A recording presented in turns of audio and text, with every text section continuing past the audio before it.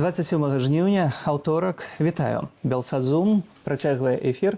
Сергей Пацасонны. Размаўляем разам з гасцямі на відэасувязі пра істотныя тэмы дня.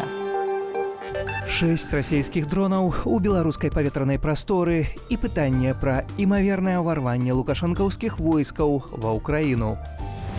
Беларускія ваяры ў Курскай вобласці. Ці гэтакі ж сцэнар магчымы ў Беларусі? Пытаем Вадзіма Кабанчука. Сувязі з Рамзанам Кадыравым, партыяй «Единая Россия» і Беларуссю, расследаванне пра шляхі вывазу украінскага зерня з акупаваных тэрыторыяў і парушэнні гуманітарнага права. Другую ноч запар Расія масавана атакуе Украіну. Паветраная трывога па ўсёй краіне абвяшчалася двойчы. 109 дронаў і 126 ракетаў запусціла Расія. Асабліва пацярпелі Крывы Рог і Запарожжа. Ёсць забітыя і параненыя, а вось 6 расійскіх дронаў заляцелі ў паветраную прастору нашай краіны. Маніторынгавая група беларускіх гаюн паведамляе, што расійскія дроны камікадзе тыпу «Шахед» заляталі ў беларускую паветраную прастору з боку Чарнігаўскай і Кіеўскай вобласці ўкраіны. У сувязі з гэтым, піша беларускі гаюн, авіяцыя паветраных сілаў Беларусі прабыла ў небе ўсю ноч. На фоне актыўнага сцягвання вайсковага кантынгенту да беларуска-украінскай мяжы з аднаго боку і заклікаў украінскага МЗС да афіцыйнага Менску з просьбаю утрымацца ад агрэсіўных дзеянняў, Інстытут вывучэння вайны зрабіў сваю выснову. Паводле яго, Беларусь сцягвае вайскоўцаў да мяжы з мэтай адцягнуць украінскіх вайскоўцаў з рэальных франтоў да мяжы. Эксперты арганізацыі мяркуюць, што ўварванне лукашэнкаўскіх войскаў на украінскую тэрыторыю малаімавернае напярэдадні прэзідэнцкіх выбараў. А на відэасувязі Вадзім Кабанчук. Вітаю вас, прадстаўнік аб'яднанага пераходнага кабінету абароне і нацыянальнай бяспецы. Спадару Вадзім, Амерыканскі інстытут вывучэння вайны кажа адкрыта, ўварванне лукашэнкаўскіх войскаў ва ўкраіну малаверагоднае. А вы як лічыце? На сённяшні час мы не бачым групіровкі для ўварвання. Тыя сілы, якія яны падвялі пад мяжу, яны абсалютна недастатковыя для такой задачы. Таму і украінскі бок, ён вельмі дакладна разумее ўзровень небяспекі, там як бы ніхто не раскаложваецца, але тым не менш і не перабольшваць. А што тычыцца чарговых 6 расійскіх дронаў у беларускай паветранай прасторы, гэта іхныя спробы абысці СПА украінскія ці правакацыя некая? Гэта можа быць і тое, і тое. Расіяне могуць чарговы раз нагадваць Лукашэнку, што ён, в прынцыпе, не кіруе падзеямі, якія зараз ідуць в рэгіёне, і вельмі мае на іх абмежаваны ўплыў. Такім чынам, яны могуць як і абходзіць раёны СПА, так і проста выкарыстоўваць тэрыторыю Беларусі, як яны гэта рабілі в 22-23 годах. Украінцы неаднаразова гаварылі пра тое, што лукашэнкаўскае войска па сутнасці не ўяўляе значнай пагрозы. А што тычыцца тых вагнераўцаў, якія ўсё ж застаюцца яшчэ ў Беларусі, як гэта выглядае? Насколькі мне вядома, такой групіроўкі, як Вагнер, яе ўжо не існуе. Гэта іх проста аўтаматычна ще называюць па факту прыналежнасці да гэтай групіроўкі падчас жыцця іхнага кіраўніка Прыгожина. Яны зараз расцярушаны на больш дробнымі ЧВК, і некаторыя з іх, я ведаю, што прыданыя як інструктары в беларускай арміі. Таму я бы не стаў выдзяляць іх як нейкую асобную ударную адзінку. Гэта, знаете, гэта такое, на сённяшні час гэта пугала. А што тычыцца таксама размовы пра тое, што калі Лукашенко адважыцца хоць на нейкі крок, то пад пагрозай аўтаматычна апынаюцца беларускія аэрадромы і таксама НПЗ. Гэта рэальная пагроза? На сённяшні дзень украінская армія якасна іншая, чым она была, напрыклад, на 22-м годзе, і украінцы гэтага, в прынцыпе, амаль кожнага тыдня дэманструюць. Зусім недавно президент Зеленский показал новые распрацоўкі украинского военпрома. В тым ліку там есть такие сродки дальнобойного дзеяння, якія могуць як бы уживацца на сотні кіламетраў. Таму я думаю, гэтыя словы яны пацверджаны. Вся тэрыторыя Беларусі у разе патрэбы яна будзе проста прастрэлюма, і там ёсць легітымныя цэлі на гэты час. Просто добрая воля украінцаў, як бы, і іх стрыманая пазіцыя ўратавала Беларусь ад адказу яшчэ ў 22-м годзе. Таксама усе мы ведаем пра тое, што беларускія ваяры ў Курскай вобласці удзельнічаюць у наступе. Ці ўвогуле такі сцэнар разглядаецца нейкім чынам у стасунку да Беларусі? Я не валодаю такой інфармацыяй. Я не думаю, што украінцам патрэбен яшчэ нейкі участак напружання там з поўначы. Хаця мы можам лічыць, што гэта замарожаны фронт, але тым не менш лепш мець у сабе замарожаны кавалак фронту ў 1000 кіламетраў, чым гарячы. Ну, мы ведаем, што цяжкасці ёсць і ў абодвух армій з рэзервамі. Я не магу і не распалагаю больш дакладнай інфармацыі пра планы украінскага генштаба, но на маю думку малаверагодна, што нейкая будзе такая экстрапаляцыя, як курскія падзеі на беларускую тэрыторыю. Іншая справа, што могуць быць дзеянні ў адказ на правакацыю. Калі малаверагодна, то гэта азначае, што тады беларускія ваяры пра некае вызваленне Беларусі ад Лукашэнкі вайсковым шляхам ужо не гавораць. Вызвалення беларускія ваяры якраз гавораць, што ім гэта найбольш уласціва. Вызвалення Беларусі оно можа быць ісці рознымі шляхамі. І будзе вельмі добра, калі оно пройдзе не вайсковым шляхам. Таму што такое вайсковы шлях можна зараз пабачыць по Бахмуту, Авдеевке і іншых местах Украіны. У такім выпадку ўзнікае пытанне да вас персанальна, спадару Вадзім. Пасля пачатку працы ў кабінеце вы больш палітык ці больш ваяр? На сённяшні час я лічуся в рэзерве полка Каліновскага. Згодна той пасады, якую я займаю, гэта больш грамадзянская пасада, якая суадносіцца, напрыклад, да пасад, якія займаюць там, скажем, в іншых краінах міністры абароны. Я не кажу, што у нас зараз міністэрства, і ўвесь час успрымаю гэта як пэўны жарт, але тым не менш все залежыць ад таго, якім зместам мы напоўнім гэтыя прадстаўніцтвы, якой формы. То, што нам трэба будаваць уласныя сілавыя структуры, гэта так, і гэту задачу ніхто не адмяняў. А стратэгія вызвалення Беларусі? Стратегія вызвалення Беларусі, она все роўна будуецца вакол базового элемента. Гэта элемент аслаблення Расійскай Федэрацыі. Настолькі, каб яны не маглі менавіта мілітарным чынам аказваць Лукашэнкі падтрымку. Таму што мы бачылі нават по 2020 году быў падведзены рэзерв Росгвардіі пад межы Украіны, пад межы Расіі і Беларусі. Падзеі ў Курскай вобласці зараз гавораць пра тое, што при таких выкліках яны нават не готовы абараніць сваю ўласную тэрыторыю. І з кожным тыднем моц расійскай арміі она зменшаецца, і такім чынам стварае для беларусаў перадумову вызвалення. Павел Усаў напісаў сёння ў сябе на Фейсбуку: апазіцыя, цытую, апазіцыя так і не стварыла уплывовага вайскова-палітычнага суб'екту. Што б вы адказалі? Ці вы уплывовы вайскова-палітычны суб'ект, ці не? Гэта ацэначныя меркаванні, і яны могуць быць розныя. Можна адказаць адэскім гумарам: пахадзіце па базару, пашукайце іншыя уплывовыя вайскова-палітычныя суб'екты. А калі без гумару, то на што рэальны ўплыў ёсць? Уплыў ёсць на тое, што на сённяшні дзень больш 10 мест Украіны названы імем нашых загіблых герояў ці імем Кастуся Каліновскага. Уплыў на тое, што беларускія добраахвотнікі сталі фактарам вайскова-палітычным, як в Украіне, так і па-за межамі.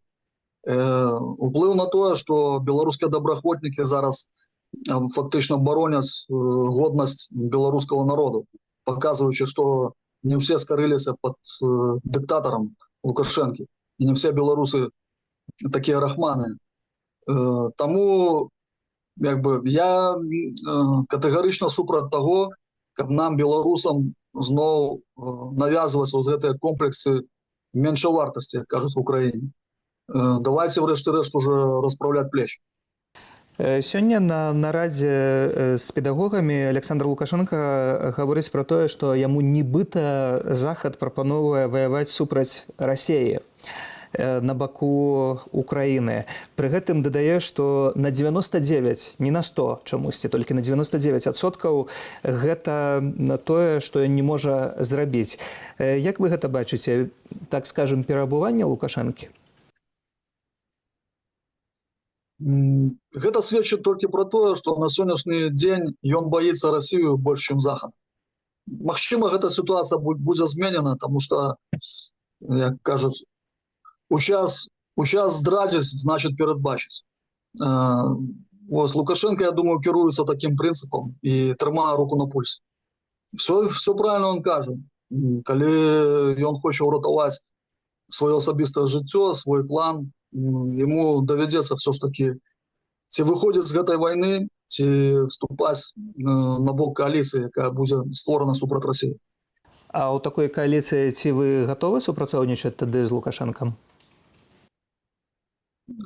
Пад гарантыяй таго, што в Беларусі не будзе грамадзянскай вайны і не будуць разбураны гарады і тысячи ахвяр, можна было разгледзець пытанне, там, скажем, па пэўных гарантіях для яго асобы.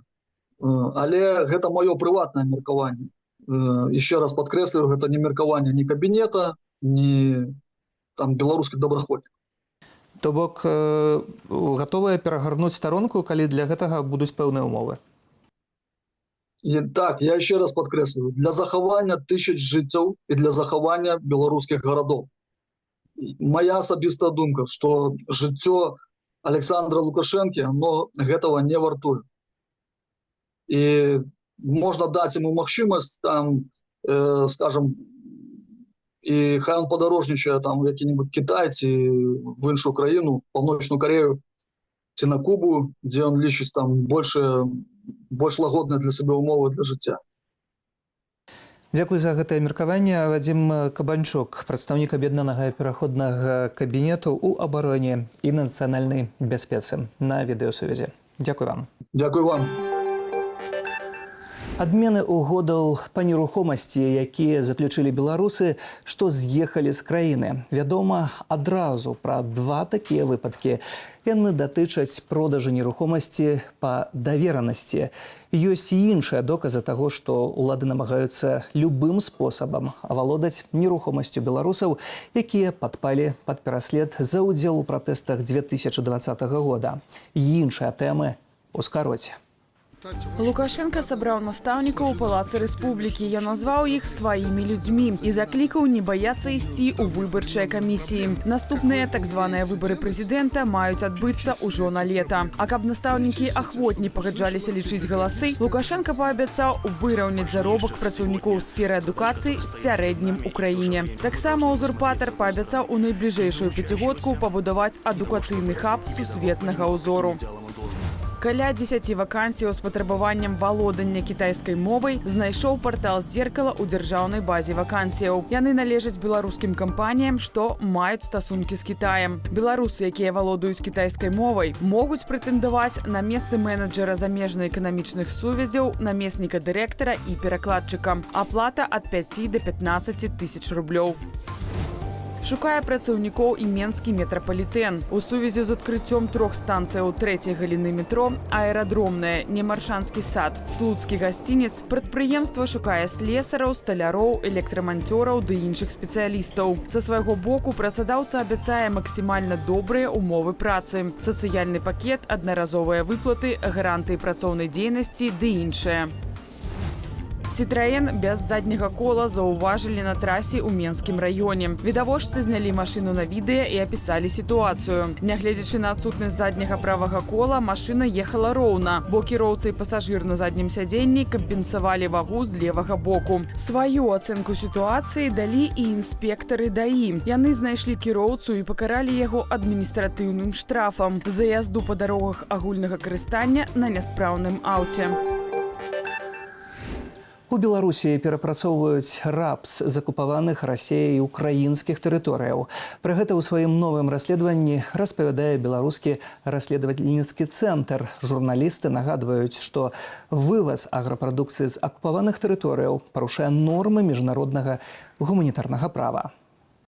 У расійскай федэральнай сістэме зерно знайшлі дакументы на пастаўку ў Беларусь амаль 5 тонн рапсу з акупаваных раёнаў Херсонскай вобласці. Цэны на украінскі рапс для беларускіх кампаніяў былі значна ніжэйшыя за рынкавыя. Гэта выгадна для расейцаў і беларусаў, тлумачаць журналісты, але невыгадна украінскім фермерам, якіх да таннага продажу прадукцыі маглі штурхаць ціск або пільная патрэба. З беларускага боку на вывазе рапсу з акупаваных тэрыторыяў зарабілі таварыствы Новаялянскі міжрай агразаб, аграпрадукт, воблрапс аграсервіс і Новабелецкі КХП. З расійскага агратрейд і трыал экспарт. Доказы гэтага беларускі расследавальніцкі цэнтр збіраў разам з кіберпартызанамі, супольнасцю украінскіх хакераў Кіб.Орг і журналістамі выдання «Схемы» украінскай рэдакцыі «Радыё Свабода». І ўжо цяпер Стась Івашкевіч, кіраўнік беларускага расследавальніцкага цэнтру на відэасувязі. Вітаю, Стась. Вітаю. Атачэнне Кадырава, партыя «Единая Россия», Беларусь, усё гэта знаходзіцца ў сувязі. На чым палягае гэтая схема, калі спрасціць ваше расследаванне? Калі вельмі проста ў двух словах і крышачку абагульніць тыя сувязі, которые ускосныя, і мы ў расследаванні іх указваем як факты, не абагульняючы высновы, то выснова атрымліваецца наступная. Скажем так, моя асабістая выснова атрымліваецца наступная. Што кадыраўцы, а таксама прадстаўнікі «Адзінай Расіі» прымусова скупаюць у херсонскіх фермераў на акупаванай тэрыторыі Украіны паводле заніжаных коштаў зерня, пастаўляюць іх у тым ліку в Беларусь, і з Беларусі у тым ліку прадукцыя гэтая у перапрацаваным выглядзе экспартуецца далей у краіны, так бы мовіць, глобальнага поўдня. Прымусова, кажаш ты, хто каго прымушае? Мы маем такую гісторыю, што адзін з пастаўшчыкоў, якіх мы знайшлі ў базе, доступ да этой базы мы атрымалі пры дапамозе украінскіх кіберактывістаў пад назвай Кіборг, а потым мы праверылі гэтую базу пры дапамозе расійскіх афіцыйных крыніцаў, такіх як база сертыфікату адпаведнасці і база федэральнай сістэмы зерня, і мы убачылі, што адзін з гэтых дастаўцаў, ён быў праўкраінскім актывістам з 14-го года яшчэ. У першыя месяцы ўварвання ён таксама актыўнічаў у плане акцыі салідарнасці і супраціву расійскім войскам. Пасля гэтага яго посадзілі ў турму, ён знік, і пасля этого ягоная фірма ўжо з'яўляецца, ён ўжо з'яўляецца як уласнік этой фірмы, зарэгістраваная ў расійскім рэестры, і адпаведна ягоная фірма ўжо пастаўляе гэтае зерне. Такім чынам мы бачым, што ў дачыненні да гэтых фермераў ужываецца гвалт, запалохванне і прымус. А тое, што мы кажам, што паводле заніжаных коштаў, хутчэй за ўсё пад прымусам, это тое, што мы бачым, што паводле гэтага, паводле накладных, мы бачым, што кошт паставак гэтага зерня вельмі істотна ніжэйшы, чым рынкавы кошт. Што тычыцца беларускага моманту ў гэтай справе, цяжка сабе ўявіць, каб такія пастаўкі і такія гандлёвыя аперацыі адбываліся без ведама дзяржавы. Мы бачым тое, што Вось тая, напрыклад, кампанія, я думаю, до гэтага перайдзем, звязаная, як мы знайшлі, з затачэннем найбліжэйшым Рамзана Кадырова. Калі яна пастаўляе сваю прадукцыю ў Беларусь, то яна гэта пастаўляе на дзяржаўны элеватар. Для таго, каб гэты элеватар прыняў, у іх ёсць сертыфікат адпаведнасці, якая выдаецца расійскімі органамі, дзе ўказанае паходжанне гэтага зерня. Таксама гэтае расследаванне з'яўляецца другой часткай. У першай частцы вы ўжо распавядалі пра падобныя схемы, таксама перавозу гэтага зерня, напрыклад, у краіны Еўразвязу. Ці дало гэта вынік, першая частка, нейкую блакаду на пастаўкі ці яшчэ штосьці? Там у тым зерні, дарэчы, прыемная навіна, мы даведаліся, што выйшлі ў фіналіст, у спіс, у шорт-ліст фіналістаў украінскага нацыянальнага конкурсу журналісцкіх расследаванняў на фэсце штогадовым знакамітым украінскім у Межыгор'і. Сёлета будуць абвешчаныя пераможцы. Значыць, так, у супрацы з тым жа КІБ.Оргам і з украінскай рэдакцыі схемы мы даведаліся пра тое, як гэтае зерне з акупаваных украінскіх тэрыторый экспартуецца ў іншыя краіны. У першай частцы мы другую частку пакінулі, которая была там, дзе была Беларусь, мы пакінулі на другую частку, першую частку на іншыя краіны сусвету. Насамрэч, там бальшыня краін, куды это пастаўляліся, это былі такія краіны, як Сірыя, Азербайджан. Значыць, фігуравалі там, напрыклад, такія краіны, як Кіпр і Сербія, адзін з членаў Еўразвязу, другі кандыдат, але гэтыя пастаўкі нам не ўдалося пацвердзіць. Таму, можа быць, яны насамрэч і не адбыліся, па нейкай прычыне былі адменены. Таксама у нас там была адна пастаўка у Гішпанію, але гэта была пастаўка з Крыма, это была той жа кампанія, якая экспартуе зерне з новаакупаваных украінскіх тэрыторый, але нам не ўдалося даказаць, што это тая самая пастаўка, і магчыма таму, што не было канкрэтнага доказу, што менавіта зерне з новаакупаванай украінскай тэрыторыі пастаўляецца ў Еўразвяз, мы вялікага эфекта не бачылі, што, дарэчы, даволі вялікая рэдкасць. Апошнім часам мы бачым даволі хуткі і рашучыя рэакцыі на нашы расследаванні, але ў гэтым канкрэтным выпадку яе не было. Я лічу, што это даволі ненармальна, таму што украінскія, там некаторыя эксперты называюць это марадзёрствам, это не зусім марадзёрства, таму што нешта, хоць як мы нешта ім плацяць, хоць як мы паказваем значна ніжэй за рынкавы кошт, але тое, што так, таксама там, дарэчы, не было паказана, што заніжаюцца закупачныя кошты гэтых фермаў і што да іх чыніцца прымусы запалохвання. Таму, магчыма, мы спадзяемся, што другая частка все ж таки прывядзе да нейкіх вынікаў, таму што на сённяшні дзень вот это разрабоўванне па сутнасці акупаваных тэрыторыяў застаецца пакуль што па-за ўвагай міжнароднай супольнасці. Бо па сутнасці гаворка тут ідзе пра што? Пра парушэнне гуманітарнага права.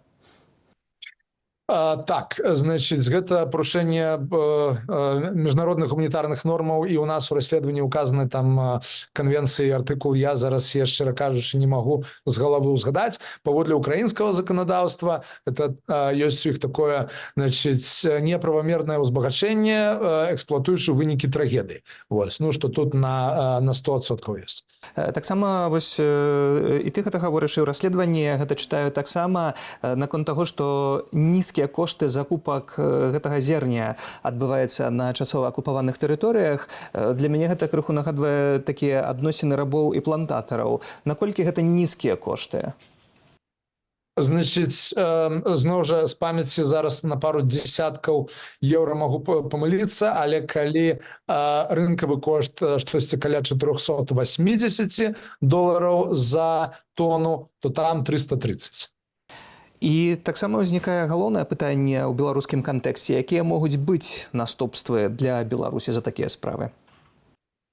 Мы ўжо бачым, ўжо пасля першага расследавання, тут, аднак, трэба заўважыць, што это не толькі наша заслуга, але таксама «Украінская правда». Михайло Ткач рабіў расследаванне пра гэта з чарне расійскія важныя гісторыі. Значыць, уведзеная забараняльная мыта на імпорт збожжа і з Расіі, і з Беларусі у Еўразвяз. То бок мы бачым вось такую рэакцыю ўжо. Ну а у прынцыпе удзел у, скажем так, разрабаванні украінскіх тэрыторый можа пагражаць санкцыям непасрэдным гульцам, якія мы паказваем, што звязаныя ўскосна са структурамі, скажем так, перасякаліся са структурамі прыватнымі Віктора Шэймана. Ёсць тыя кампаніі, якія займаліся гэтым экспартам. Ну і безумоўна, гэта падыме кошт нармалізацыі для Александра Лукашэнкі, у тым ліку, магчыма, ў нейкім гандлі наконт палітвязняў ці іншых рэчаў. Кажа Стась Івашкевіч, кіраўнік беларускага расследавальніцкага цэнтру гаспадарства, і заахвочваю чытаць таксама на старонцы цэнтру гэтае расследаванне. Дзякуй, Стась, за гэтую размову. Дзякуй.